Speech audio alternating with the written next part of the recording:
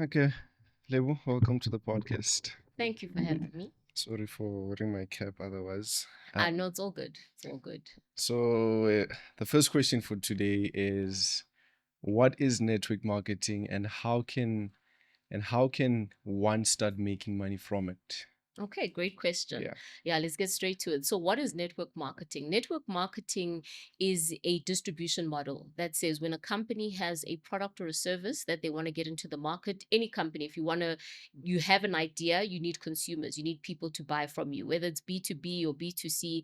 And so companies would traditionally go out and market that product, whether it's through a marketing team, whether they have a sales force. Every company has that that Structure. that structure within their company. They have advertising, all of that. But with network marketing, companies say our distribution model is going to cut out a whole lot of middlemen. So we're not going to have a direct sales force. We're not going to have marketing and advertising within the company. We are going to use the services of an independent workforce. So people who are not contracted to work for us, but they can partner with the company to do the marketing and distribution for that company. So based on the company and the product, distribution could be a company allows people to come and buy wholesale and then go out and distribute and make a retail profit from doing so.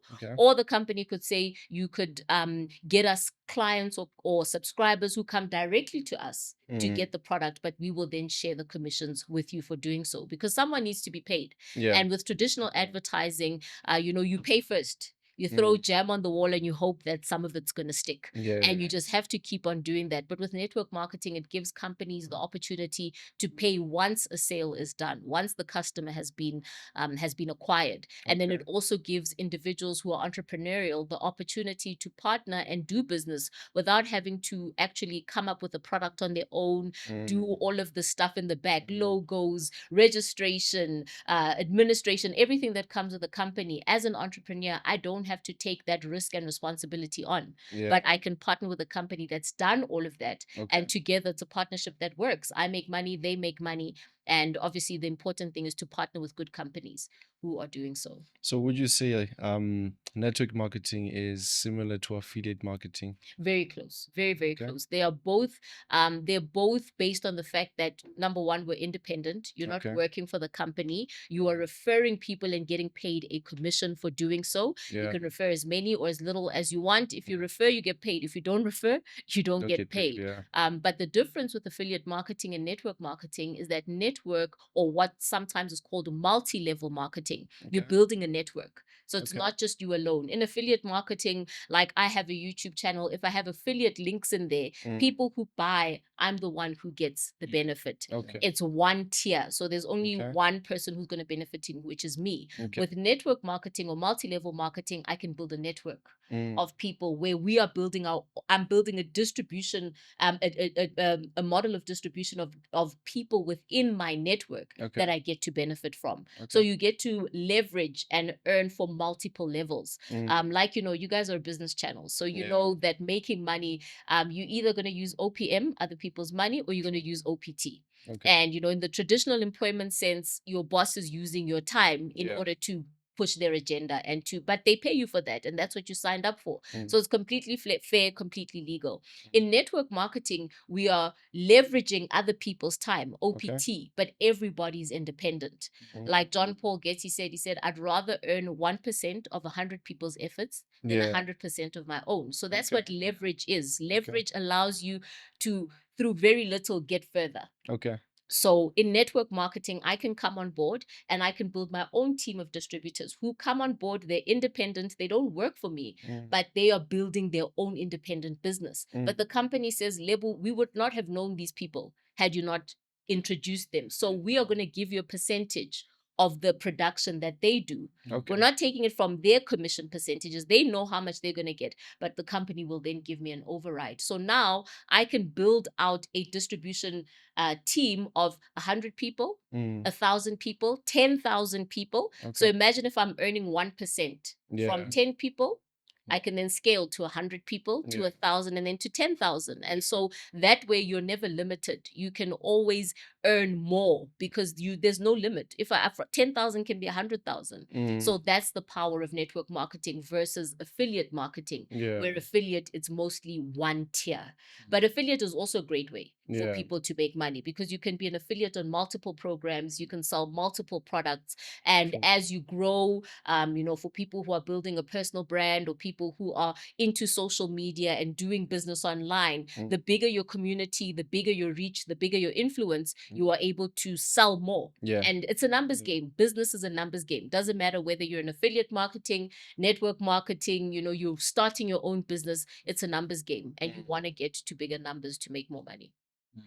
So is the starting like when okay, I'm 15. I want to start. Can I start? Okay, good question. All right. So if you're 15, you cannot legally get into contract with a company. Let's just start there. So any legal network marketing company will require you to at least be 18.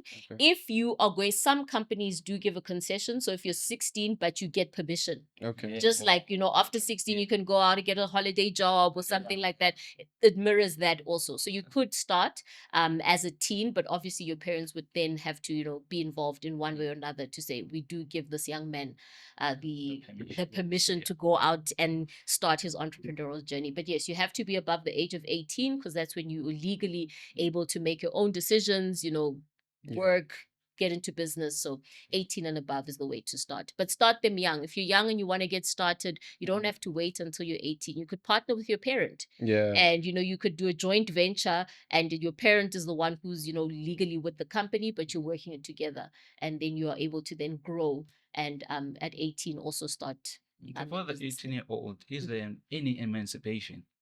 Okay. What Is does it like wait, what does maybe freedom? Yeah, that freedom Yeah. to say, Mom, no, I want to do this alone. Yes, Because as an I can't 18. be my son. You live in my house. Yes. So you do what I say. Well, I think I think freedom comes two ways because you're speaking about emancipation that as an 18-year-old legally you're allowed to make your own decisions, right? So you can decide. I mean, you've got an ID book if you're in South Africa and other parts of the world, 18, 21, that's the legal age. So you can choose to get involved in this business on your own. But obviously as a young person living under your parents' roof, your parents will tell you my roof, my rules. I think it would have to be something that you need to share with your parents and say, this is what I want to do. Sometimes parents will support you, sometimes they won't. But it's your dream at the end of the day. You're not breaking any laws as long as you're respectful and you're doing things right. I think eventually, if you really want to start your journey, whether it's through network marketing or any other endeavor in the entrepreneurial space that parents might not understand because let's be real, things have changed. The evolution is here, but sometimes parents are still stuck because their frame of reference is based on where they are and what they know. So to them, safety is based on their lived experience. Yes, they're using cell phones now, they're banking online, it's here, but they don't know how do I equate that to being successful. Now, my form of success is go to school so you can get a good job, even though that's failing. But with parents, I think even if they are not supportive, my outlook would be number one, educate your parents, show them that this is the industry that I want to go into, because they'll also see your resolve and they see that it's not just something that's just going to be a hobby. You've taken the time to learn about it. You've taken the time to research and to come with them, fully prepared and say, this is my research. I'm not just diving in, because also when you're young, some things you just want to jump in and go ahead and do it. But if you can show the responsibility from the jump, to say, I've done my research, this is what it is, this is how it works, this is what's required from me, it also is going to show them that you know what is going to be required for you to be successful. You're not just saying, I'm going to do this because I saw Joshua online and he's making millions. You've done your research, so you're probably going to do the rest of it. So do your research, get educated, educate your parents also on it. And then, but at the end, if they still like, you know what, my rules, my roof, my rules, what do you want? At some point, if you don't have the support, you also need to understand that this is your life. I'm not saying go ahead and, disrespect parents, but we've seen a lot of successful people say, this was not a dream that my parents supported. I love them, but I understood that this is my dream and I'm going to go out and get it. And eventually, trust me, when the results start showing, your parents will come around because they'll see that you're committed and the results are starting to show, and you'll find that they'll be the most supportive people in your corner as well. True. So, Lebo, you became a millionaire at the age of 24. That's correct. Okay, so can you share with us your blueprint that made your first million at the age of 24?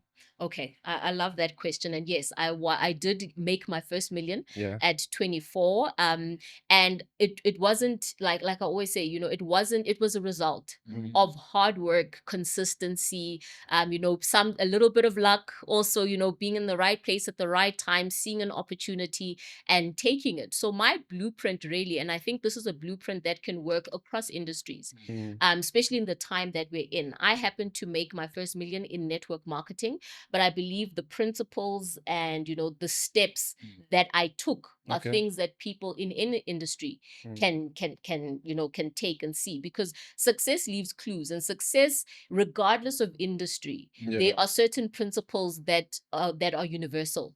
You cannot remove them from the equation of success, whether that person is in tech or they're an academic or they're an entrepreneur. It doesn't matter. Those principles apply. So let me first maybe get into how I did it and what I see as the blueprint. So I got involved in a network marketing company. I was fortunate enough to get started with them in their foundation phase, when they were prepping, they were getting ready to hit the market. I'd already been in the industry for some years, so I had networked, I had made my way, met with people, made some good connections in the industry. So people, when things come up, they think of you if you've been networking. So networking is one of the ways that can help you get ahead, regardless of industry, because business is a people thing at the end of the day. Business is about relationships.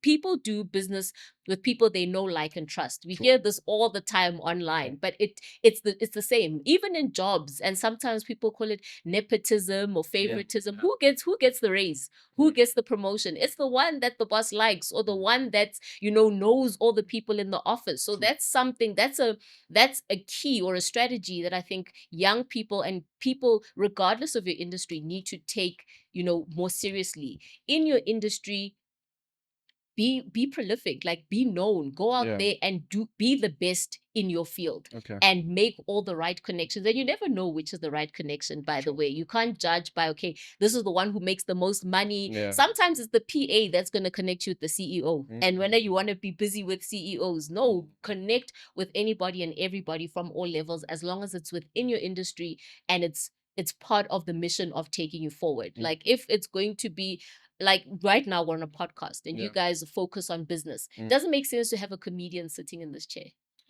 Like, for what reason? Unless we are getting into the business of entertainment. How do you monetize your brand as a comedian and all? Then the conversation makes sense. So networking is one of the things. So I was able to have some connections in the industry, met up with some people, and eventually they connected me. The company wanted to expand, but they were in the foundation stages, and I then, through my interaction with them, I was able to get some equity in the company from the start. So now I moved from just being a distributor to saying, okay, you want me for the marketing, yes, but I can help make this company better, and I can help improve what is already a good plan. So we can go from good to great. That's and at I was 24. at 24 years, and I was able to sell that.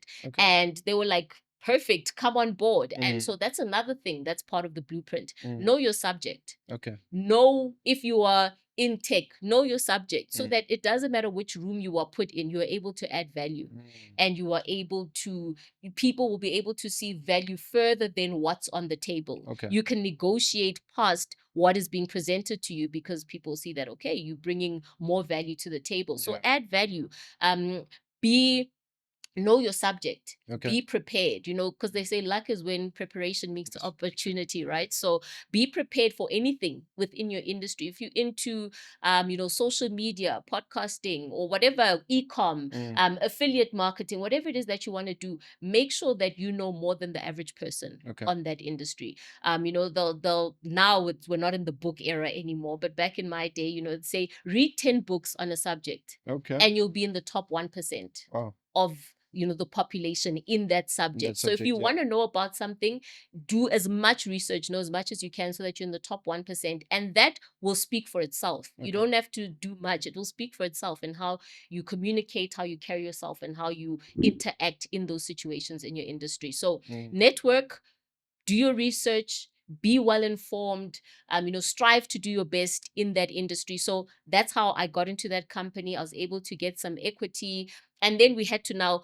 put some walk behind the talk. We spoke a good game, but now we need to actually put it into practice in the real world. And so I was able to help that company refine their marketing plan, and then as a distributor I was able to get involved, and we're able to build that company to over 60,000 subscribers across Africa in about 18 months. 18 months. 18 months, yeah. So it was a subscription-based company, but it was a once-off. And then you'd have access to this travel portal, and it was dollar-based because it was global. That's when things were changing. The internet, people were doing more things online. You're booking your travel online. And so we had this travel portal that people could book on to get access to like exclusive discounts. Now that doesn't exist anymore. Now that's all free online. But back then it was a thing. And so we're able to build 60,000 members, paying in dollars. The subscription was $100. So, do the maths. And, it lets you know that it was decent. And people were able to earn from referring people to the company, because we could have gone and advertised on, Google ads and on Yahoo back then. But we actually used a system of network marketing distributors to market this product offering to people. They get paid a commission, and then those people who are also on board can also do the same thing. So we grew quite fast. I mean, we started with 9 people. I remember we're sitting in a boardroom, and there was 9 people, and then excluding myself, and we shared the plan and the vision. And some people said yes, others said no, and it was okay. But we were able to grow from that 9 to over 60,000. And you can see that even now, that the word of mouth advertising is the most powerful way to advertise. And word of mouth is evolving now with social media, because now we want to know, what does Josh say? What does he think? What does he wear? Where does he go? So you're still sharing with people, but now instead of having to share one-to-one, you share one-to-many through your social media. So people are out here on social media every day posting. And in their posting, they're doing business. They just don't realize it. They're not getting paid for it. We know you want to be associated with certain brands. You want to go to certain places. You want to drive a certain car. It's part of your everyday life, but somebody's looking in, and you're actually influencing that person's buying decisions, because that's what they're exposed to. So social media really has, I think it's amplified the industry of network marketing, affiliate marketing, e-com, all of that. And network marketing, I think people haven't awakened to the fact that it is the business of the future, because it's been there in the past. So they think, it's been there. It's not necessarily new. But because of technology, social media, the internet, everything that's going on, I believe that it's really amplified. And in South Africa and Africa, in totality, it gives an opportunity to people who would not otherwise have access to starting businesses. Because let's be real, starting a business, you are 2 young men here, you are, you're making your way in the business world. Starting a business is not easy. It's time, it's capital, it's skills, it's the networking, all of those things that it takes to be successful. And many people don't have that time. They don't have that capital. They don't have the connections that you have, So with network marketing, you can literally start where you are. It's an industry that does not discriminate. It does not ask you, for a CV, where did you go to school, alumni, who do you know, which boys club or girls club are you a part of, which degree. It really, literally, you can come as you are. As long as you're above the age of 18, you can get started, and you don't have to start big. You can start with a company. There's so many great companies out there. There isn't even enough time to mention, but there's companies that are into physical products. So like for women, for example, women love makeup. We've seen how social media has changed the makeup game. Yeah. We had big brands Yeah. come out that are now being purchased by the legacy brands, you know, the L'Oreals, all these Yeah. Parisian companies. They're buying out the Kylie. You know, Kylie became a billionaire through True. what? Social media. And then she sold a lip kit Mm. because of social media. You know, that's what has happened. So now with social media, as a young person, you can start where you are. Partner with a company that maybe somebody out there says, I'm a Kylie, I'm starting out from scratch. Maybe I don't have all of that, but I've got these great products. Partner, I'm going to put them through a network marketing platform because I don't have the money to put them in our big stores and, you know, to buy space. Even if I do, they're going to put them right there at the bottom. Yeah. And no one's going to know it. And then I'm going to have to spend millions on marketing. True. And all of, so you can literally, everyone can win. If you are a business that has a product and you want to get your product to the market, you could use network marketing to do so. If you're somebody who wants to make money, but you don't want to go through the schlep and the risk and the time of putting together a company, you can partner with a company and it can be a winning combination. So I think it really is an opportunity that both sides, both the, you know, the business, we have a product, we have a service, and those who are saying, I want to get into business, but I don't know how, I don't have my own product or service, we can partner and we can make good money from doing so. So yeah, so that was how I got involved. My blueprint, like I've said, it's networking, know your subject, study more than the average person, because most people are only going to do just a little bit to get them over the finish line. If you want to be better than everybody else, and this applies to everything, you need to do more than the next person. Understand your subject, know your subject. I can sit and speak about, I don't even have to prepare about network marketing because I know it in and out. But if I want to know about something which you guys you've seen offline, is that if I'm interested in something, I will know everything about it. Trust and believe. And again, what the results that I get show that. That I've invested the time. I've taken the time to learn about my subject. Network marketing is not all that I do. I have other businesses that I run. I've now gone into the media space, and that's how we got together. And in the media space, I'm coming. I'm here. Listen, I'm here doing big things. And I mean, it's not a mistake. Like, success is not a mistake. You follow a certain path and you will be successful. You just have to keep on going. You have to be persistent. You have to be consistent. You have to keep going even when it's tough. How long did it take us to get this done, guys? It's been disappointment after disappointment, and but we're here and we made it work because I understand and you guys understand that it's never perfect, and you have to get past every disappointment. And like 5 setups later, we are here, but somebody else would have given up. I could have gotten annoyed. You guys could have said, "Hey, we've already tried 2-3 times. It hasn't worked. Let's let it go." But we are here now, and that's the recipe for success. That's what it takes. It takes you going beyond what's comfortable, going beyond what you thought you'd have to. Whatever you think you have to do, double that. That's what it's really gonna take. It's never just easy. And even with network marketing, I mean, we sell it as a very simple opportunity and simple way to make money. It's simple, but it's not easy. There's a big difference. Very simple to do, but not easy. It requires so much mental fortitude, so much you have to be, and it teaches you that. So if you come in not ready, you will listen, baptism by fire. You will have to become the person. So you will have to get ready. You will have all the challenges, but that's important to get you through to the other side. It's like sports. I mean, I love sports. I love rugby. I mean, which South African doesn't? But I can't tell you like what's the difference between a try and this. I just enjoy the sport and all of that. But even if you look at like sports, any sports, if you're an entrepreneur, sports is probably the greatest teacher.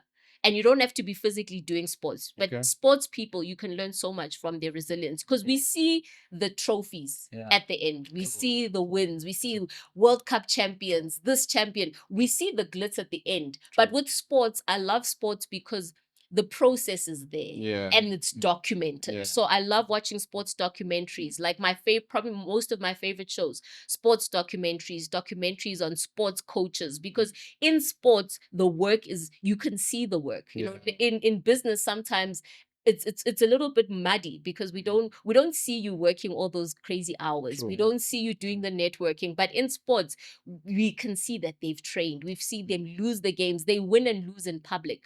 Sometimes in entrepreneurship, we do so in private. But with sports, it's in the public domain. If they lost, we can go back and track and say, hey, this person didn't get here overnight. So it's the same. So business is a sport. Making money is a sport. Learn the rules. Learn the rules, know the loopholes. And like any game, if you learn the rules and you do it right, you can win. You can win. You can be a winner because the rules are there. The game plan is there. Get a good coach if you need to and run the play and make the money. Yeah. So you speak about becoming, Yes. right? And in order for you to become, you need skills. Yes. So I want us to speak about what are the fundamental skills needed or required for you to make your first $1,000, let's say, Okay, so first $1,000 in my industry or just generally? in your industry. Okay, so in network marketing, making your first $1,000, $1,000 is like what, 17, 18,000 rand. So let's call it 20,000 rand just to round it off. So making $1,000 in today's age, I believe, especially online, I think there's been no better time to make money online than now, because if you follow people like Gary Vee talks about that the next wave of social media is social shopping. Doesn't he say so? Yeah. He says social shopping. We see it in Asia. In Asia, like they literally pull up. You don't even see the items, but they're selling and they're showing. People want to see, touch, and feel. When you go shopping now, I was shopping the one time and I was in the change room and I put on this dress. The lady said, "Oh, I'm on live. Can I show you? I won't show your face." Social shopping. They're showing clothes. They're showing products on social media. And the shops in this mall that I was in that do that were busy. The ones where the staff is just sitting around, not busy. So it shows that they are using social media to get ahead. And it's not only showing up online, it's also showing up physically in their store. Their stores are busier. So what I'm getting to is the fact that the changes in social media, technology, how we communicate and operate gives a lot of opportunity for somebody who says, I want to make money online. We have the social shopping, we have the TikTok, we have, social media. So in my industry, let's say if somebody's if you are into network marketing, for example, you can go online. I do this even. I mean, I didn't understand it in the beginning, but hey, you got to roll with the punches. You can go online on platforms like TikTok. And if you have a physical product, you can actually show up online and say, hey guys, I've partnered with this hair company. This is the product. This is what it does. Instead of just creating videos about the product, you can now go online and show, okay, this is my hair routine. I'm about to wash my hair. You're engaging with the audience. People want to know more about the product. And from that, someone's going to say, hey, how do I get that? How do I buy that? And now you've included the social shopping. You've included the social media. And now with network marketing, you don't need to go and create your own hair care product in order to sell online, but you can partner with a company that already has it. Weight loss. I mean, I know people who go online every morning, they show themselves working out. Today, day 5.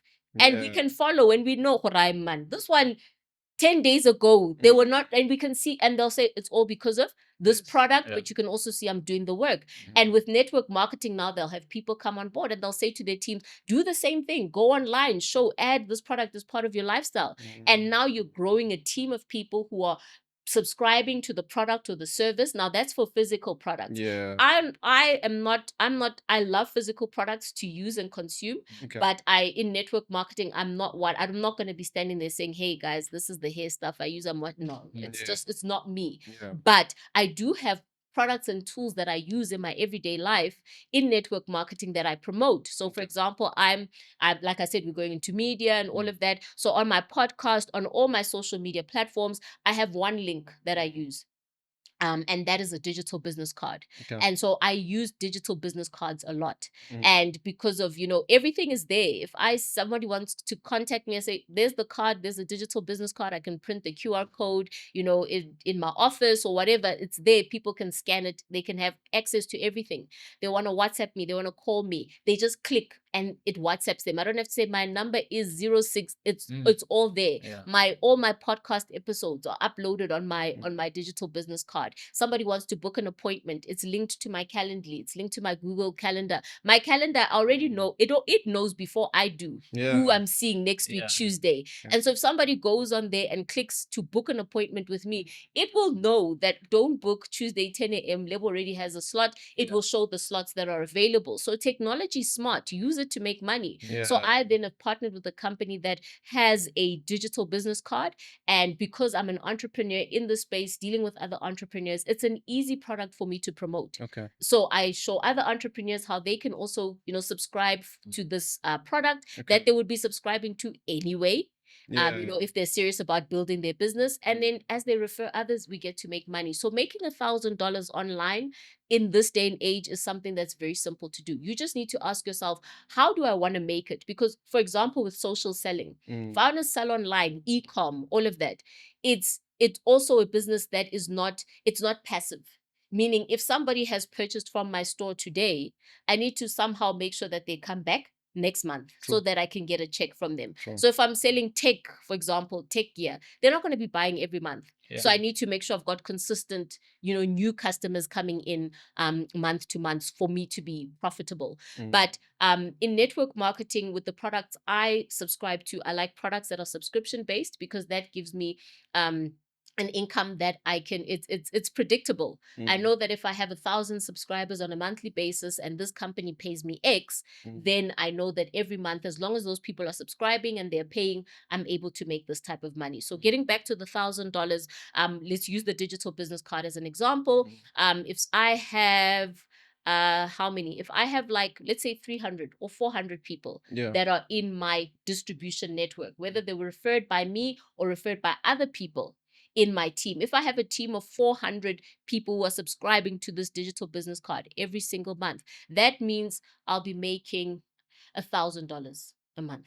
That's passive. That's passive. Okay. I don't have to remind them to buy. I don't have to check, did you get the delivery? Was the product not damaged? I don't have to check all of that. But now I have a business that's paying me an income every single month. It's all digital. I don't handle any payments. I don't receive money. I don't send money. No one sends me money for anything, and I'll just say that here, because also when you're in this space, you get a lot of bad actors. And it happens. It happened to me last week where someone said, Lebo, somebody sent me a message and they said, I'm going to send 5,000. I was like, guys, you see, that's a danger also of doing business online, is that, there's the good and there's the bad. And we need to be aware of both. And you need to be educated. Hence, I said, do your research, be educated in the space that you operate in. Because when you start being online, you need to you need to do certain things. So for example, you're not going to have your email address and not have a password. You're not going to have your phone and your banking app on your phone without a password. You're going to do the same things online. You're going to take care. You're going to make sure that you're not just chatting to anyone and everyone. If people are saying, send me money, you're not just going to send. If people say, here's an opportunity to make money, you're not just going to jump in. You're going to do your research. You're going to, find out. You're going to double check sources, and then you're going to get involved. So that's also something that's very key. Making money online is a huge possibility, not only through network marketing, but through, like you said, affiliate marketing. There's e-com. You could sell your skills online. You could create digital products and sell those. There's so many ways that you can make money. But with network marketing through digital products, even through physical products, you can make more than $1,000 online. Because if a company has a physical product, I could promote the company and the product, but people could buy directly from the company. And the company will do the shipping out, not me. And so if I have 400 people again who are purchasing this hair care product or these cosmetics, every month when they are buying, I get a kickback from the company, because the company says, these people would not be here if it weren't for you. So we're going to pay you, and a recurring commission is always nice. So I always look for, now, as I've grown in my entrepreneurial journey, I definitely look for businesses that are scalable, businesses where I can use technology to leverage, and where I can also leverage other people's time, and products that are going to allow, they might be cheaper. I might make a smaller commission if you're looking at it on an individual basis. But if we look at scale, Yeah. I can make a lot more money because it's a lot more people and it's sustainable over a long period of time. So somebody subscribing to a digital business card for $10, even $20 a month, that's not a lot of money. True. But they can maintain it every single month, and I can have hundreds of people subscribing to that and make, thousands of dollars every single month. So how do I, as a shy person, I'm shy, and how do I maneuver? How do I network as a shy person? You shy, you die. You shy, you die. You shy, you die in this life. Like, I'm just being for real. Yeah. Like, you shy, you die. I used to be shy. Can you believe it? No, you can't. Exactly, because Good if at I was communicating. Yeah. Is it a thing that you had to? Is it a skill that you had to develop, or it? I think I still have those traits of being shy. Okay. Like outside, like if you on a normal day, off here, off talk. I love talking to people, being on stage. But for example, if I walk into a room, I'm not the person who's going to be saying, "Hey, everyone!" Like, I'm the more quiet, reserved. Okay. I'm going to observe. That's me still, having those traits of shyness. But you shy, like, and that's such a real, like, it's such a real to the, Shy, like, you shy, you die. Because if you're afraid, you have fear of maybe speaking to people, because that's what shyness is. You feel awkward. You don't, you a little bit, maybe your confidence. It's unlike being quiet. Yeah. Being a quiet person and being shy are two very different things. Okay. So if you are shy, you're going to have to embrace being uncomfortable in order for you to get to the other side. Because being shy is not going to get you to the goals and the dreams that you want. True. Yeah. And especially if you want to be in business where you're going to be dealing with people, where you're going to be in front of people. Even if you're shy, and, we look at Zuckerberg, how has he evolved over the years from that awkward, now he's that guy. Listen, he even dresses like it, walks like it. He commands it, because you have to evolve. Yeah. So you can be shy, but you can work. It's a skill that you can develop. Yeah. Back to what you were saying, it's a skill that you can develop. Interacting with people, start small. Put yourself in uncomfortable positions. That's the only way that you're gonna grow. Social media, turn it on, man. The people that you're worried about, because sometimes shyness comes from, sure, I don't want my friends at school to see me. I don't want whoever to see me trying, to see me, starting at the bottom. Do not be worried about what the next guy is saying. Even if they point out and say, haha, look at what they're doing. What do they always say? First they laugh, then they copy, right? So they're going to laugh in the beginning. That's fine. Let them laugh, because it lets you know that you've done something. You've taken a step. You've broken out of the constraints that, you had put on yourself. So don't be shy. Work out, and also in your shyness, find what you are comfortable with. For example, like I say with me, I am comfortable speaking to people. I'm comfortable on stages. I'm comfortable in any setting. But if I come to a room and it's, I'm more comfortable just being an observer in the background, and that serves me. It works for me, because I know where my strengths and my weaknesses lie. And I've tried to improve on that. And I think you guys would know, last week, was I running around in the room because it's not, it's awkward. It's not, and I've realized that I can either try and work on that, which I'm a 3 at, I'll maybe be a 5, but I'll never be an 8 or a 10 or a 9, So what I am good at, I will focus on. What I'm not so great at, work on, brush up, but I'm not going to spend too much time on trying to be that networking person. So my networking is more one-on-one, in person, in business. Like now in a meeting, when we meet, then I can now, open up. So find what you're good at and grow in that specific area. Some people, I know people that I've partnered with in business who say, Lebo, and they are the life of the room. They can light up any room. Everywhere the attention goes to them. But put them on a stage and they will shrivel up. So we partnered. My strength is on stage, and they'll be like, okay, we'll work it this way, and we'll team up and we'll do amazing in business, because we are able to bring our strengths together. So if you're shy, work through that shyness, find what is making me shy, what am I not confident about, what can I work on to be more confident. Like Zuckerberg, again, he's improved the way he dresses, the way he looks, he works out if you need to, because listen, that guy walks in with broad shoulders, the confidence just oozes. If you do what you have to do, whatever it takes to get you to become the better or the best version of yourself that you can become. So you shy, you die. Tell that to my kids, like, you shy, don't be shy. Like, doesn't help. doesn't help you in any setting in life. You do not get ahead by being shy. You don't have to be the loudest, you don't have to pop it, but don't, because shyness is also about fearfulness. Like, cut the fear, like identify, what am I afraid of, and is it a fear that really is it warranted, or is I'm worried about my neighbor or my friends from school, or those people I used to chill with 10 years ago. Asuga, that's not going to pay the bills, forget about it, and keep on moving. Keep your eye on the prize. But what if I don't know? You don't know what? I don't know that I'm shy, but I always feel awkward. I Then just don't know. You don't know. That's why I said, ask yourself, what is my challenge? Why am I feeling this way? Maybe you can't identify that this is shyness. But identify, okay, what's going on? Being self-aware is such a power. It's a superpower, because firstly, even your weaknesses, no one can use them against you. Because you know them, you've acknowledged them, you work on them as much as you can, but your strengths will always overpower your weaknesses. So develop your strengths even more, because that's why they're your strengths, because you're probably going to get better at that. So for somebody who is shy, awkward, find out, what am I good at? What am I not good at? So if you're not good or not comfortable speaking in front of stages, why would you go and want to do be in something that is going to force you to do that, unless you want to, that's part of what you want to do. Maybe you're passionate about it, but you still, but if you're not passionate about it and it's got nothing to do with what your goals are, why are you bothering? Focus on what you're good at. Focus on where your strengths lie. For some people, I'll use a very it's such a oh, what's the word, runs away from me now, but it's such it's gone. But it's okay.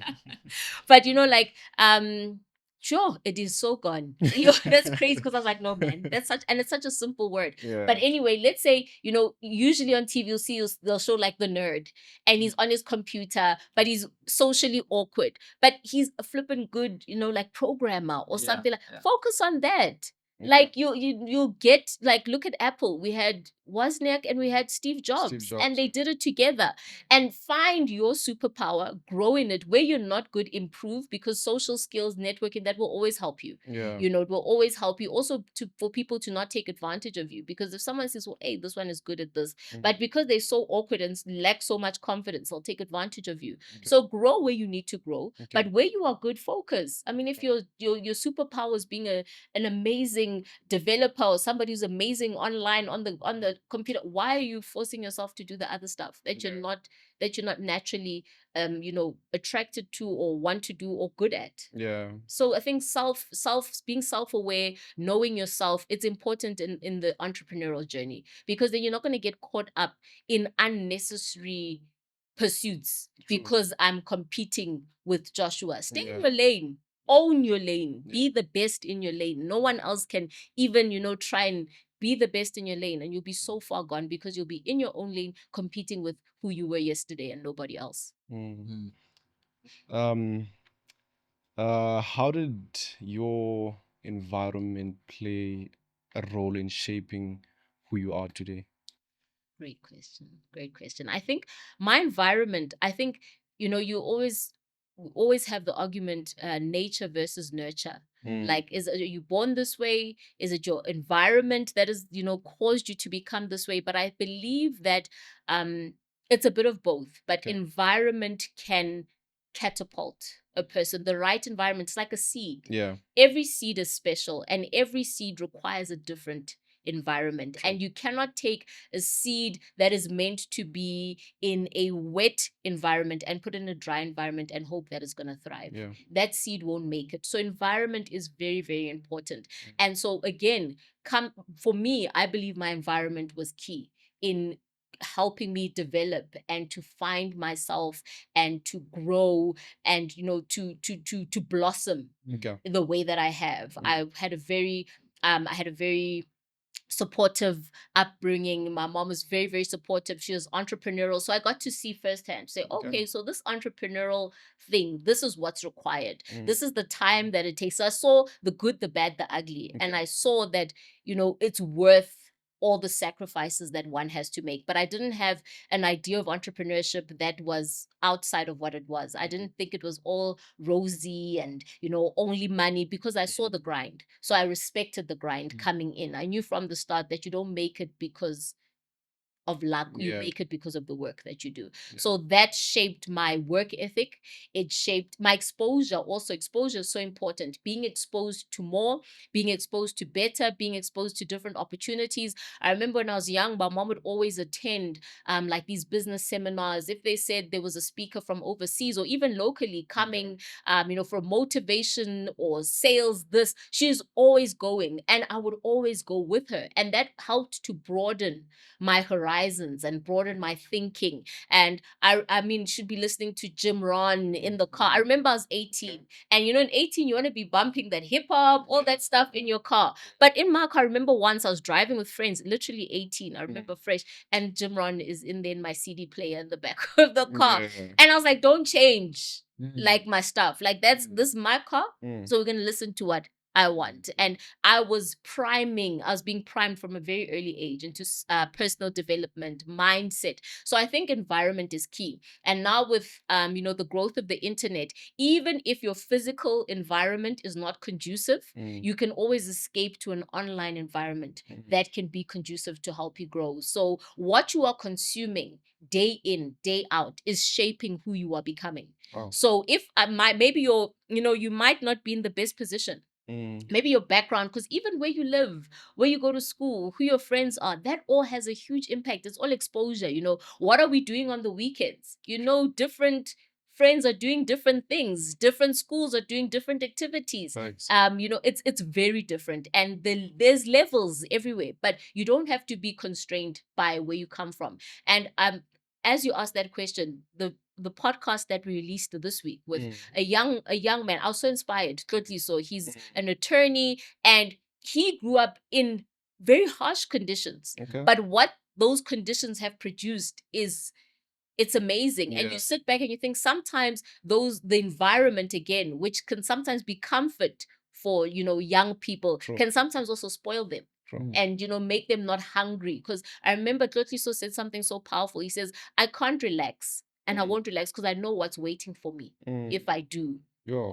I know what's waiting. I don't have the luxury of going back, to an amazing double story home, but I know what's waiting for me. So that spoke to me because from my upbringing, which is relatively comfortable, never lacked, what, but yet I still had the drive to say, I've got very excellent start, but I want to excel. I want even more for myself. So environment is key, but I think, the seed also as an individual, you need to transcend your environment and also so you could be in a good environment and turn out the opposite, where you're not motivated, but you grew up with all the comforts, but it doesn't motivate you to do more. So you need to also take responsibility as the individual, as that seed, to grow in that environment. So online, your environment, your social media, who are you following? What are you listening to? What are you feeding yourself? Because consciously and subconsciously, that stuff is working on you. True. Is it jokes all day? Is it motivation? Do you have a vision board? What are you looking at? What words are you speaking? What do you speak to yourself? When something happens, do you say, I can't, or ish again, or I knew it? Like something, I knew it. No, if something bad happens, okay, it's a challenge. We're going to overcome. Very different to, I knew it. Now you're making sure that becomes your reality. And life, the power of the mind is crazy. This year, I focused, like, this year was dedicated to Think and Grow Rich. I think we had this conversation a few weeks ago. And so thank God for the internet. I love the internet. I love AI because this is a plug, guys. Online, I found these channels. What's his name? Napoleon Hill. Wisdom, Napoleon Hill, this. And so they used Napoleon Hill's voice. Yeah. They took his teachings from the book, and through AI, they've come up with these lessons and these. Oh my word, I cannot start my day without an hour of that every single day. And now because I read that book the first time, it didn't make sense to me. I think it went over my head. It's like The Secret and all of that manifestation. But now, like the power of the mind, and yet I would still use the principles. Okay. But the book somehow didn't speak to me, and it was always like top 5 books, and I'd be like, "What's so great about what's in here?" Yeah. But I had a new appreciation for that book this year. I read it. I started listening to these AI inspired, sometimes borrowing Napoleon Hill's voice to create these videos, and they have transformed. Like, your mind, oh my word. Just try it. Yeah. Test yourself. Give yourself 90 days of affirming and, speaking to yourself in the morning, in the evening, listening to the right stuff, cutting out the negativity. It's like Yes Man. If you watch the movie Yes Man, guys, age. Yes Man by Jim Carrey. And that movie, it's a comedy, but there's so many truths, in that. Because on Yes Man, Jim Carrey is like very negative, and they say, and he goes to this like Buddhist, like, these seminars, and that man is like, points him out and says, from now on, say yes to everything. And he tries it, and his life literally turns around. And you would think that it's going to turn around for the negative. Yeah. In him saying yes, but it always comes back to the positive. So saying yes, having an open mindset, a yes attitude versus a no attitude. No is such a final word. Yeah. It finishes things. Like, rather, maybe not now. Or how else can we do this? No is so final. Like, some words, try and get them out of your vocabulary. Like, work, it rewires the mind. And the creative power of the mind is something that I still don't understand. But I know that it works. The fact that you can think about something, think about it, and meditate on it, and it can become a part of you, and it can manifest not through magic, but just through the universe, God conspiring and things working together for it to happen, is ridiculous. And you don't have to understand it. I don't need to understand how electricity, gravity, the internet work, but they work. Every day, if I switch on the light, guess what? Edison, thank you, it comes on. And Edison's one of my guys because he studied. Napoleon Hill speaks so much about Thomas Edison and the 10,000 failures, but he never looked at them as a failure. True. He always considered himself an inventor, even before the light was already created. He just had to make it happen. Like, it's such a crazy mindset shift. So I'm addicted to that. And I think it's worked for me. Even when I'm having hard times, I'm like, okay, maybe I didn't listen to my Napoleon for 2 days. But I come back. I literally had an experience last week where I was having a tough week. It's been crazy, lots of things going on. But I was like, let me get back to myself. I listened, got myself going, and literally same day, like, I was like, no ways. Like, I got a solution. That was not of my doing, but the solution came. Like, because I was worried, the solution was like, boom, there it is, done. All because of how I shifted my mind, and then it happened. Because life, like they call it, self-fulfilling prophecies in psychology, where they will self-fulfill. How you speak to yourself, how you think, it happens. You say, I knew it. Barely, this was going to happen, and it happens. And then again, you believe it even more because you're seeing the results. You can flip it, and it works both for the good and the bad. You can spiral upwards, and you can spiral downwards. So if you're in a bad place right now, like, you can change it just by thinking differently. And what seems like, you've hit the lowest of the low, the same velocity of spiraling down can happen to spiral you upwards. Same velocity. And you can literally be a different person 90 days, a year, 5 years from now, simply because you decided. And you decided to use your mind, you with nothing else but your mind. And and then I saw the podcast, and it was a coincidence. No, it's the power of the mind. I don't think we understand it as humans. The creative power. Everything we see is a result of someone's thinking. Everything. You get in a car. So all those components, I ask myself, who thought to put this nut here and then that one there, and then this whole thing is going to work? And the one who said it's going to work, the other one said, no, but I'll build this. When you get into a plane, the Wright brothers, it amazes me every time I fly, like, when God gave us this mind, and we are not even using a small portion of it. So your life really, there's no limit to what a person can achieve. Like, Oh my word. I wish, it's like goosebumps because it's crazy, because it's real. Yeah. It's not flaky, it's real, and you must use it, and don't just think it, do it. Do it. Like the action, the daily action, because reading, manifest, you can affirm all you like. Yeah. If you're not doing the work and you go back to bed, nothing's gonna happen. True. But use it as part of your process. And Mhm. that's definitely a big part of my blueprint. Back then, I was, big on personal development. And the thing about personal development, you can't exhaust it. Yeah. Like now, what I know, I'm like, where was this stuff? And yet Yeah. I was consuming so much before. Mhm. But the growth of the knowledge is just it's exponential. Yeah. It's exponential, and the results are also exponential. So you can turn your life around your life can change anytime. Yeah. It doesn't have to start on January the 1st, 2026. The page changes when you decide. A new year starts now. A new you starts. You don't need to wait for Monday. You don't need to wait for Jan. It's the holiday. It starts now. When you say I'm done, I'm done with what was, and I now want this future. Design it, write it down. You have a plan, a business plan for your life. Guys, please take yourself seriously, take your life seriously, and it's up to you. No one can deny you what you create yourself. Nobody, absolutely no one. I don't think we're supposed to go there, but we did. Yeah, no, it's okay. But It's okay. Yeah, but yeah. is that why you call yourself a mogul? Yes, I'm definitely a mogul. I call myself a mogul because I remember back in the day, I think it would be a bad reference now, so I won't reference it. My mom will only know. There's Yeah. a mogul that my mom was like, this person reminds me of you. Their grit, the way she read an autobiography, and she's like, Lebo, this person reminds me of you. And that person in that book, they described them as a mogul. And I was like, okay, mogul, what is that? And I learned about it, and I literally I embodied that. And so it started out as me calling myself crypto mogul because I love crypto. Big part of what I do. Lots of new crypto projects coming next year that I'm very excited about.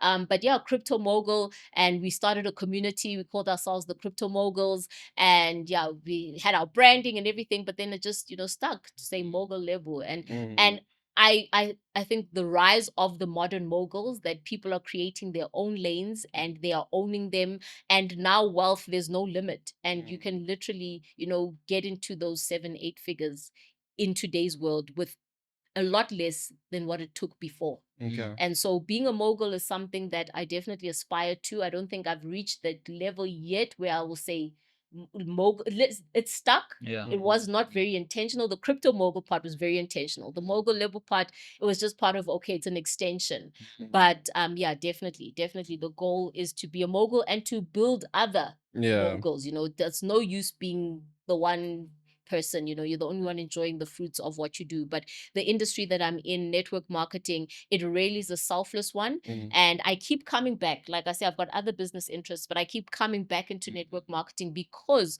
of that aspect of helping people, and the fact that you can get people, the passion to see someone start, like my guest this week, corporately had the perfect, like, cum laude, listen, 2 degrees, top law firm, killed it, but says, no, I want to go into an industry where I can be the creative force behind what I create.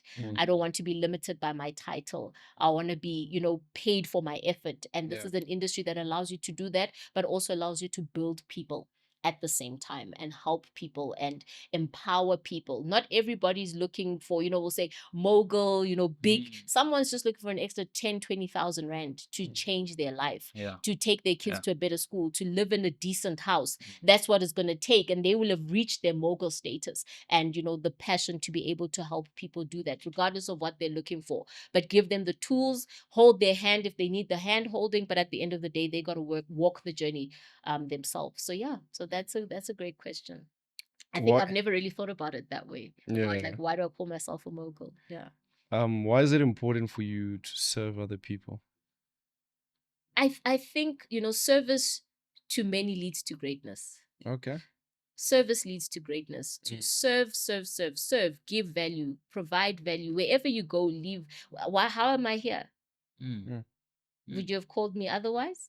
And when I came here, what did I do when I got here? I was just like, hey guys, how that's just how I live my life. Wherever I go, my goal is to add value, not for monetary gain or whatever, but just to leave a mark and say, I did something to, help steer someone in the right direction, or to, let them see things a little bit differently or whatever. But helping people is just, I believe in service. And I believe that a servant leader, you need to serve others. We're not here to serve ourselves. We're not here just to do for us. It's about ourselves, other people, and life is better when you serve others, when you have others around you, when you're able to make an impact in the next person's life. So that's how I live my life. That's just who I am. I believe in that a lot. You had mentioned Yes Men, and then you brought up Shonda Rhimes. I don't know if you've read the Did book. I say Shonda? Okay, yeah. You said Jim Carrey, but the Yes movie. She wrote a book on a year of saying yes. Yes. Yes, I know that book. She discovered that in some instances, because she said yes, she discovered that I don't like this. Now I can say no. Yes. Wow. Yes, that's actually a great point. Yes, I do know the book. I don't think I've read it yet.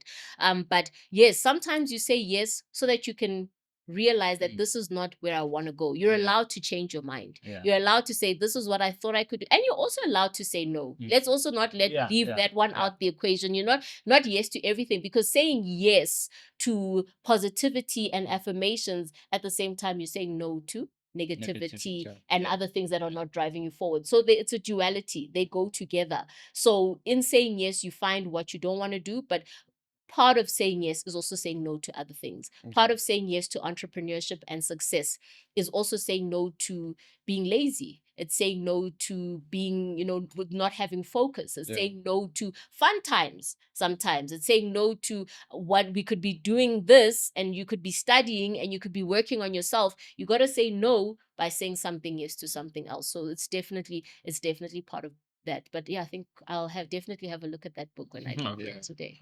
Yeah. You mentioned crypto. Yes. Do we not care about crypto? Do you think so? Like we just want to make money, but we don't take the time to understand crypto in ways that can make us money. What is crypto actually? All right, cryptocurrencies are, when most people hear crypto, they think scam, run. It's either it's either scam or, oh, I can make money. But I think, firstly, what is crypto? Crypto are cryptocurrencies. Cryptocurrencies, the birth of cryptocurrencies was when we had the birth of Bitcoin. Many people know Bitcoin, Satoshi, all of that. Read the books, Bitcoin, billionaires, all of that, to get the history. But Bitcoin, really, the birth of Bitcoin was not for everyone to make all the crazy money that they make now, but it was really to answer the issue of centralization. So where we have the dollar, which is centralized, was removed off the gold standard, and the fact that, our money is basically controlled by our reserves and all of that. So Bitcoin came to answer the issue of centralization, because we have our central banks that control money, and then it also came to answer the double spend issue, because with digital currencies, the problem was, if it's not centralized, who is there to say that, yes, Lebo has this money that she sent you, and that I cannot send it? Because if it's digital, potentially I could send it a few times. That's why before, if you're doing a digital transaction, it takes a few days before it clears on the other side. Now we have instant, you can do almost instant payment, but who guarantees that? The bank. That if I send this money now, I'm not going to do the same transaction 10 times and then find that it's a fraudulent transaction. So Bitcoin came to answer to decentralize the money system and to answer the double spend problem. And Bitcoin was able to do that successfully. Centralization in the world that we're moving in now, if we look at things like media before was centralized. We had our traditional media, globally, locally. We knew propaganda that, even in apartheid South Africa, how were things controlled? Through propaganda, through the news. True. So now what happened is that with the internet, media was decentralized. So now we had your Twitters and all of that. Now we have your Madlanga commissions that are online. Everybody can see them.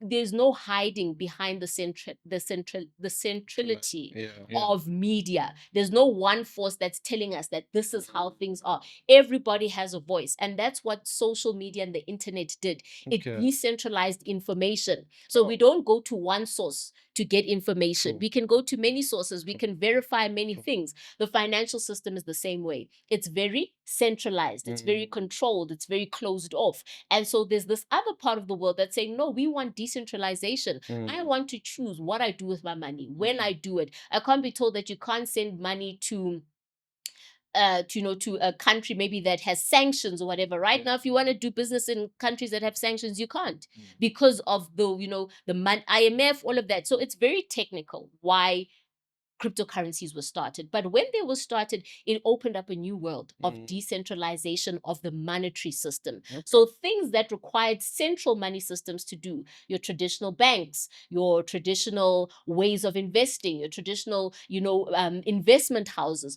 all of that has changed. And we now have this DeFi, this decentralized finance industry that I think a lot of people, when they think crypto, they don't think that far, that it's there to decentralize money. What was done with internet to info is the same thing that's happening to money. So you can create your own coin. You can create your own currency for your community that is outside of other communities. I won't get into politics and all of that like we have here in South Africa. Orania has their own currency. So with decentralized finance, that becomes easier to do. So it's very complex, but it also opens up a lot of opportunity for people who are willing to study. Again, if you want to be the top in your industry, study and see where are the advantages. In Africa, cryptocurrencies present a huge possibility because in Africa, we do things differently. If you look at in South Africa, we have like stokvels. Stokvels used to be illegal in South Africa back in the day. It was illegal to have a stokvel and you're stokvelling with your mates. Illegal to put money, to save your money at home, isn't it? Centralized money system.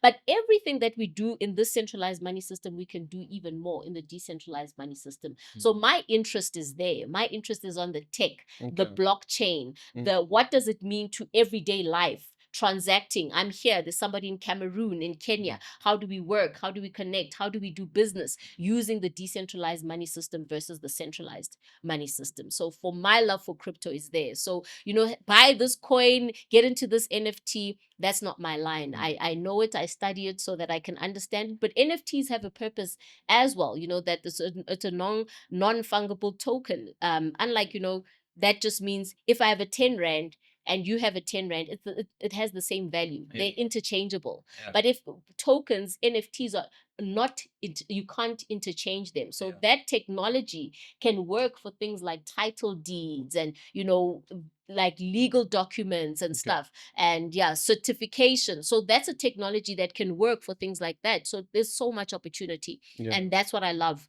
about the cryptocurrency space. So the projects that I'm going to be involved in the new year definitely are going to be bringing some crypto tech to everyday life here in South Africa, especially for entrepreneurs in our, in the local way that we do business. And I believe, it's going to be a movement. And I'm excited for that one. Can't say much more, but definitely something cooking there. That's big. Yeah. Is crypto and forex the same thing? Good question. Or do we, or if it is, or if it's not, do we make it the same thing? Okay. So crypto, I've just explained what crypto is. So we have cryptocurrencies.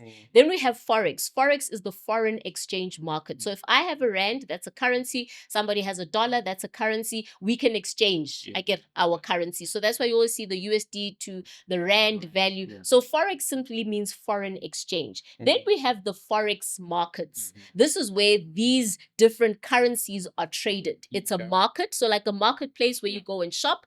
It's a market where these currencies are traded. And then we have the opportunity to make money from Forex. So if a trader, somebody who trades the same way you could trade stocks, you can trade commodities, and you can make money from those trades. So a trader can go onto the market because, again, of technology growth. Before, the Forex markets were closed.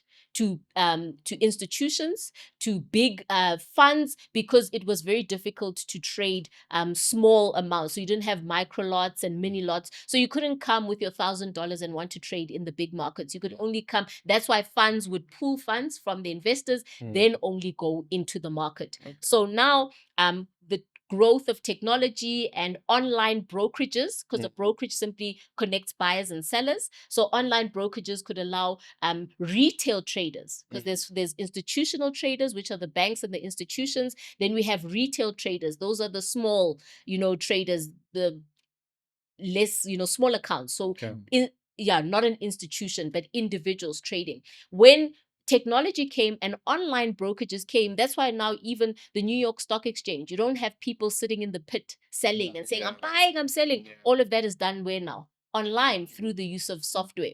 So systems evolved, and it now allowed everyday people to participate in the foreign exchange markets and to trade and to then benefit from the volatility of the market. So I could place a trade on the dollar versus the rand, and if our rand, let's say the rand strengthens and I bought the rand, I can make a profit. There again, I can also leverage. So leverage, these terms are they're synonymous in all industries. Understanding leverage. You get leverage through OPT, you get leverage in markets, through there's margin, all of these financial terms. If you want to get into money, you need to learn them. So that's Forex, and you can make money through Forex. I know a lot of young people love Forex, but at the same time, there's the good and there's the bad. A lot of people selling lifestyle. They not really making the money. It's the demo accounts. It's all of that stuff. But Forex is a legitimate way to make money. It's a very profitable way for people to make money. And if you, again, like you said, if I'm shy, I'm awkward, people are not, you don't want to be in business and selling and marketing, because that's something you're gonna have to do in business.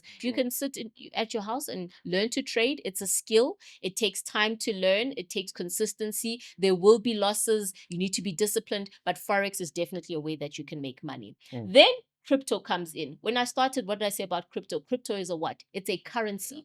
Cryptocurrency. So now when the cryptocurrency markets opened, we had Bitcoin, then we had Ethereum, then we had, the top 10s. We had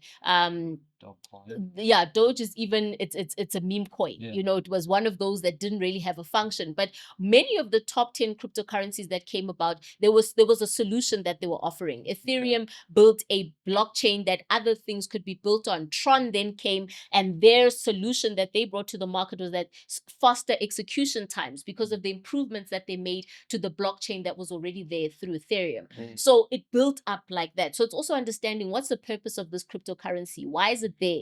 Is it going to last, or is it just a community that's pumping it and then it's going to be done? So you need to understand that also. But now when cryptocurrency came, if I can trade the dollar versus the rand, surely I can trade Bitcoin versus Ethereum.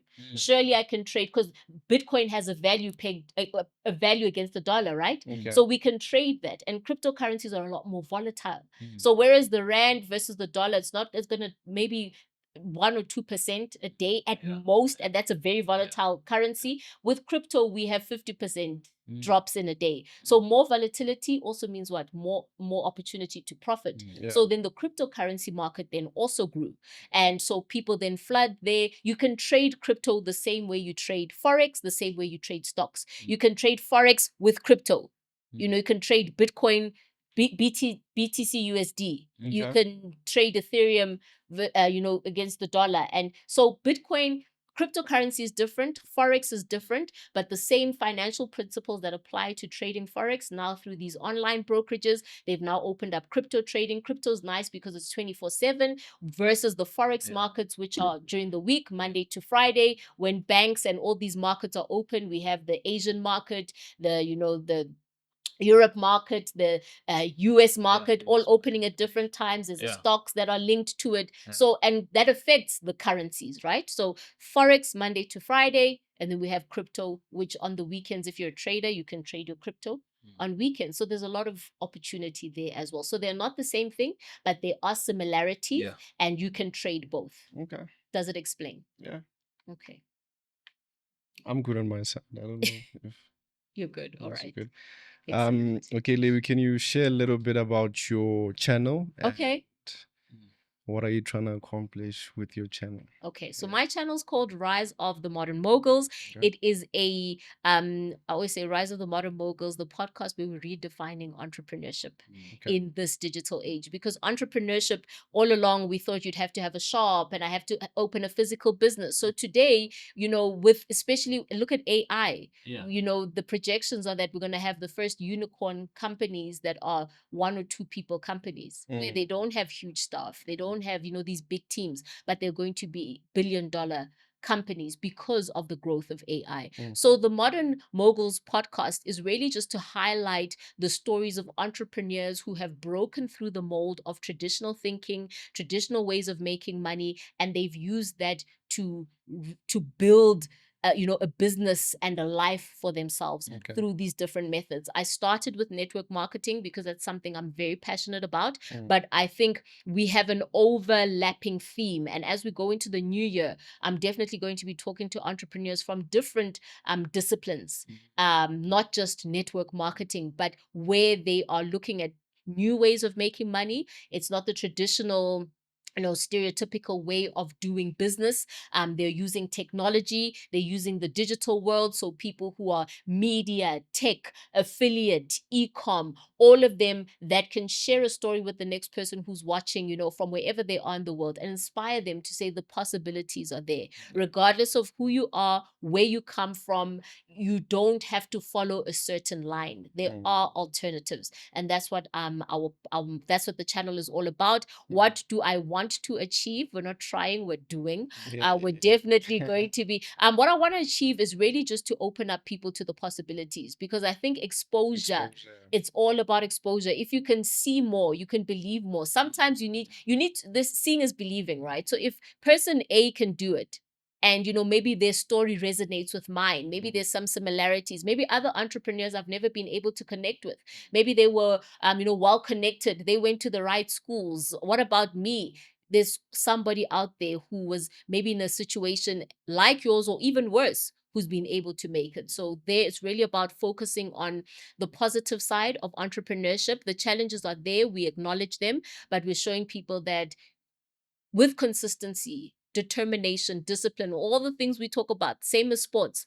follow the playbook and you can be successful. So that's what the channel is all about. And I think also we need that, the media space, bad news sells. And, people, negativity, unfortunately, grows more than positivity. Positivity takes a long time, but it's more sturdy. It stands the test of time. So we want to do our bit to, empowering the next person. I think it's our responsibility to share what we know. For a long time, I was just happy, just being in the background and not being out there and just, doing your thing. But life and I think your purpose and your destiny kind of push you. And I believe that this is a big part of what I'm meant to do. When you're supposed to do something, you know it, you commit to it, but your results also tell you that, yes, you are on the right path. So definitely. So that's what we're doing with the podcast, and very honored that you young men just, saw it fit to have me on here to add my bit to what you are doing, because what you're doing is also, it's an amazing work. And you guys are doing big things, and it shows. And I believe that this podcast will continue to grow to inspire people where found themselves where you were a few years ago, young. What can I do? Like, where's my space in on this blue ball? What can you finding yourself? And so this is part of it. And so congratulations to you too.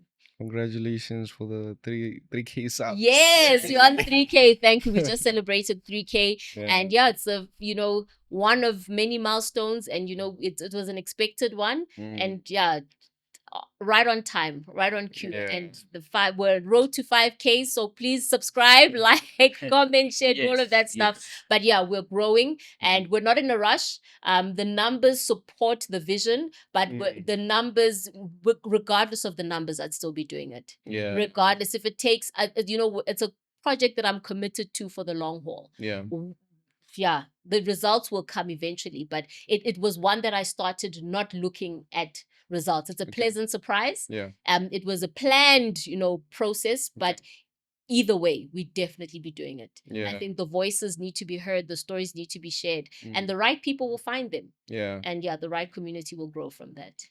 Lebo, Thank you so much for joining us today and sharing a lot of wisdom. Thank you so much for having me. You should send an invoice, but now It's in the mail.